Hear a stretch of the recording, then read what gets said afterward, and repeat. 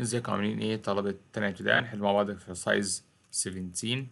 برضه نفس النظام، تكملة على درس الاديشن بس بأفكار زيادة يعني.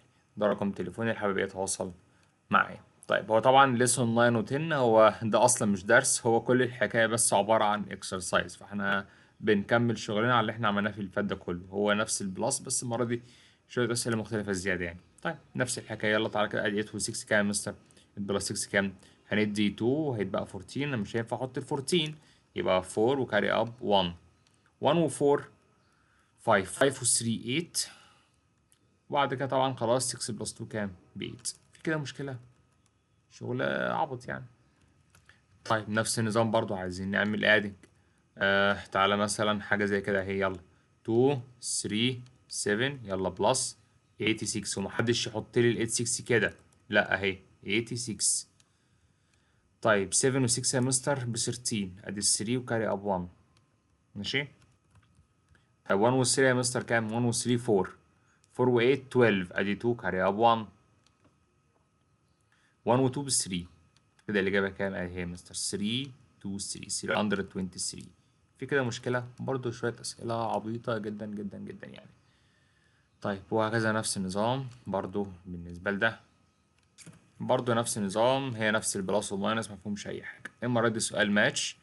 برضو هو هنا مديك الأرقام جاهزة، فأنت كل الحكاية تحسب دي وتشوف هنا معاه مين. أدي 5 2 8 بلس 127. طيب 8 و 7 كام يا مستر؟ هنديله 2 يتبقى 5، ادي 5 وكاري اب 1. 8 و 7 15 يعني 5 وكاري اب 1. 1 و 2 3. 3 و 2 كام؟ 7. ماشي 3 و 2 7.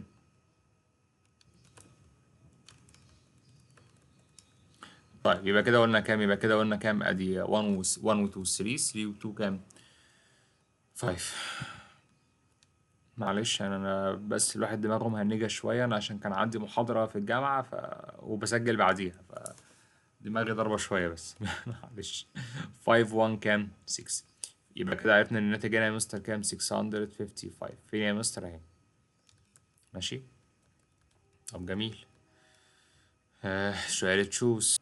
طيب هو نفس الحاجة، بس كل الحكاية انت بتحل عادي مع نفسك وبتختار الإجابة، مالكش دعوة باللي هو عامله. انت اختار، انت يا باشا حل المسألة عادي وطلع وبعد كده شوف الإجابة في الآخر بكام. تمام، مالكش دعوة باللي هو عامله يعني. يعني تعالى مثلا لو نحلها بسرعة برضو. 376 بلس 219 دي هتبقى 15، يعني 5 وكاري اب 1. 6 بلس 9 15. 5 وكاري اب 1. 1 و 7 8. 8 و 9. 3 و 2 5. فين يا مستر؟ 595 اهي يا مستر 595. تمام. طب جميل. نفس النظام هنا، انا برضه عايزين نحط صح ولا غلط. تعالى مثلا نجرب اهي 7 3 4 بلس 66. وبكرر تاني بتتحط هنا، ما ينفعش احطها 66 كده. طيب 4 و 6 10. 0 كاري اب 1. 1 و 3 4. 4 و 6 برضه تاني 10. 0 كاري اب 1. 1 و 7 8. هل دي يا مستر صح؟ اولا هي اصلا بالمنظر باينه. ليه؟ مش هينفع اقول لك 700 وشويه واحط عليها 600 فتبقى 700. مش منطقي. فهي كده كاتبانا ان هي ايه؟ كده كده غلط. تمام. انا قلت بس عشان ايه لو محدش لاحظها يعني. ماشي. طبعا هي طبعا زي ما قلت لك هي هنا مش محتاجه حل، بس طبعا في حاجه زي بي لا لازم تجرب. انت هنا الارقام صغيره، فانت لازم تشوف اذا كانت فعلا وصلت الرقم ده ولا لا. يعني دي مش هتعرف تجيبها بعينك، لكن حاجه زي كده سهله. ليه؟ ما هي 700 طبيعي زودت عليها رقم هتكبر. ازاي 700 بس يعني؟ طيب question 6. عايزين نعمل comparison. طيب تعالى كده نشوف يا ترى هل ده ولا ده. تعالى كده نشوف. 5 7 8 عايزين نعمل لها بلس 351. طيب 8 1 9. 7 و 5 هنديله 3 هيتبقى 2 يبقى 12. 2 كاري اب 1. 1 و 5 6. 6 و 3 9. يبقى الإجابة هنا بكام؟ ب 9 2 9. ماشي. طب بالنسبة لده تعالى كده الناحية التانية. 3 4 5 عايزين نعمل لها بلس 5 8 2. 5 و 2 7. 8 و 4 12 يعني 2 كاري اب 1. 1 و 3 4. 4 و 5 سوري 4 بلس 5 بكام؟ ب 9. يبقى هنا كام؟ 9 to 7. مين يا مستر أكبر هنا؟ 929 هنا 927. أدي 9 9 قد بعض، 2 2 قد بعض. هنا 9 أكبر. تمام. طيب question 7 هو عبارة عن شوية مسائل story problems. تعالى كده نمسك بيقول لك read the each story problem، يعني اقرا كل مسألة وسولف حلها، ومديك الدرافت دي بس المقصود بيها زي مكان بس بتحل فيه، تمام؟ يعني حاطط لك مكان تحل فيه يعني. طيب ماشي، تعالى كده نقرا المسائل دي. بيقول لك عليها 627 نيو ستامبس، عنده الرقم ده من كلمة ستامبس دي. عود نفسك بقى عشان هتتكرر كتير معانا بقى في مسائل كتير، سواء في تالتة رابعة خمسة، الكلام ده بيتكرر كتير يعني. معناها الملصقات أو الورق الستيكر يعني.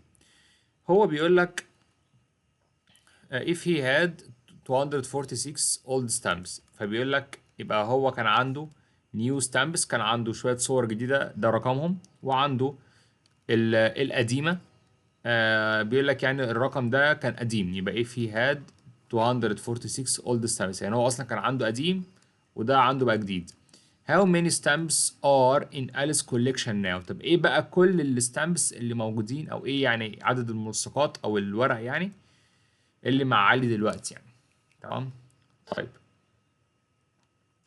أمير had 437 pounds، عنده الفلوس دي. his father gave him، واداله كمان أبوه اداله الرقم ده باونس جنيهات as a present كهدية. ايه بقى الفلوس اللي معايا يا ترى دلوقتي؟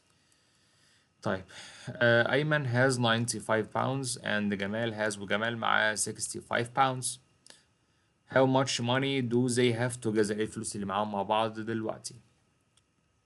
طيب at school، في المدرسة there are 145 boys، في 145 ولد و 377 girl بنات.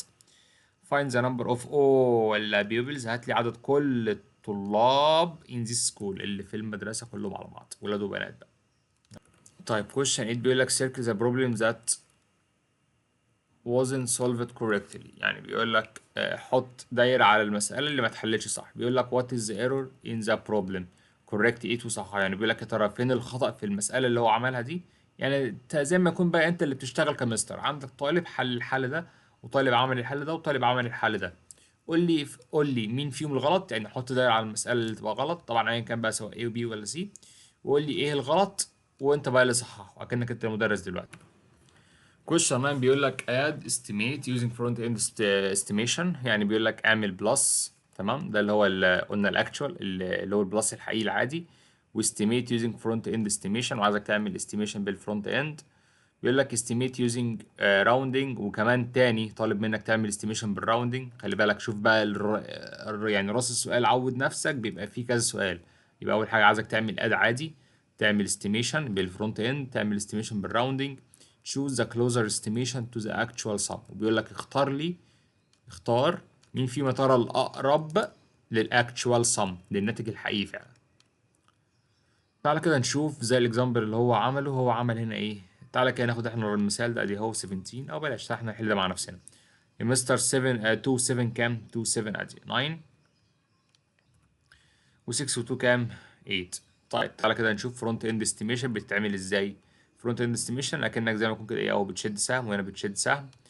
بنختار الرقم الاولاني والرقم الاولاني بس اهو، يبقى دي 6 والباقي بصفار. نفس النظام. هنا هيبقى 2 والباقي صفار. هيديك كام؟ 0 0، ادي 0 و6 و2 8. كده في مشكلة؟ دي مطلع لك ايه؟ طيب يا مستر التانية الراوندنج، ادي طبعا نبقى احنا بنبص على، قال لك راوندنج استيميشن. طبعا الراوندنج، طيب طبعا في الراوندنج خلي بالك هتقول لي هنا يا مستر هو محدد ليش 10 ولا hundreds، فمفيش مشكله. قلت زي ما قلت لك في الحصه اللي قبل كده، طالما ما حددلكش راوندنج تنس ولا hundreds، او حتى كتاب بيفكرك اهو، بيقول لك براحتك يعني راوند تو ذا نيرست 10 اور 100 براحتك. طيب يا مستر تعالى نحلها بالطريقتين. لو قلنا راوند تو ذا نيرست 10، قلنا روح اعلم على ال 10 اهو.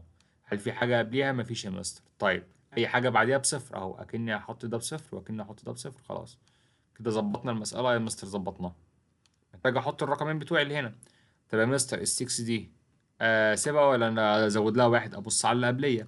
اللي قبليه مش بيزودني عشان ال2 دي بخيلة مش بتزودني، فهتسيبني 6 زي ما انا. بالنسبة لل7 لا دي ال7 بتزود، فهتخلي ال2 دي تبقى 3، يبقى 0 0 ادي 0 6 و3 كام؟ 9. اخر حاجة بيقول لك ايه؟ تشوز، اختار كلوزر استيميشن، اختار مين فيهم الاقرب. هل يا ترى ال 90 اقرب للاكتشوال ولا يا ترى ال 80 اقرب؟ لا يا مستر، هنا 89، هنا كل الحكايه فرق واحده. يعني لو جيت عملت دي بلس 1 هيديني 90 على طول. لكن دي الفرق ما بين دي ودي 9 حتت يا مستر كمان. ليه؟ جرب كده دايما لما اقول لك المسافه ما بين كذا وكذا اعمل ماينس. دايما عود نفسك كلمه الفرق ما بين كذا وكذا او المسافه ما بينهم اعمل ماينس. طبعا الكبير ماينس الصغير. فتعالى كده ال 89 89 ماينس ال 80 هيطلع لك كام؟ هنا 9 وهنا 0، فالمسافه بكام يعني؟ ب 9، او الفرق ما بينهم ب 9 يعني. طب بالنسبه لهنا اعمل 90 ماينس 89. طبعا هتستلف، هنا بقت 8 هنا بقت 10. 2 ماينس 9 ب 1 وهنا 8 ماينس ب 0. هنا مستر فرق ما بينهم بقد ايه؟ درجه واحده، مجرد هي نقطه واحده. فاهم الفكره؟ يبقى انا هقول له كده احط السيركل على 90. تمام. طب يا مستر حد تاني يجي يقول لي يا مستر خلينا نحلها بنيرست نيرست 100. طيب اهو نيرست 100 هنا اهو وهنا اهو. تعال نظبط المساله. يا مستر في حاجه قبليه؟ مفيش. اي حاجه بعديها بصفار اهو، صفر وصفر.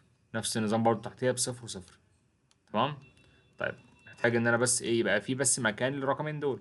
طيب يا مستر الرقم بقى ده ذات نفسه، يبقى قلت لك اي حاجه قبليه بننزلها، اي حاجه بعديها بصفار اهو. اصلا مفيش حاجه قبليه واللي بعديها حطيته بصفار اهو عشان في. هل ال 6 بتزودني؟ يا مستر بتزودني، بقت 1 اهي، بقت 1. طيب يا مستر هل ال 2 هتزودني؟ لا يا مستر ال 2 مش هتزودني عشان انا ببص على قبليه، ال 2 مش هتزودني فهتسيبني 0. بعد كده نعمل بلس 0 0 0 0 0 0 1 و 0 1. خلي بالك بقى ساعتها كده يبقى مين اقرب؟ لا ده كده بقى الدليل الاقرب. تمام. فتخلي بالك على حسب يعني.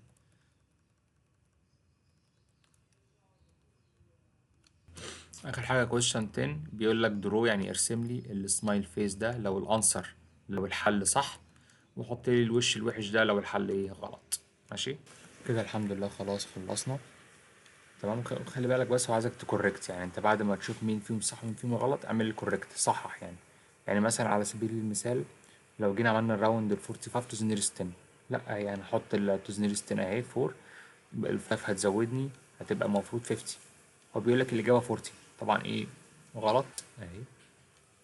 او حط له السمايل فيس مثلا او الوش الوحش ده هنا وقول له الاجابه الصح اهي 50. تمام. بس كده خلاص خلصنا. ذاكروا كويس يا حبايبي، ربنا معاكم. ده رقم تليفوني، حابب تتواصل معايا ذاكر كويس، ربنا معاكم، مع السلامة.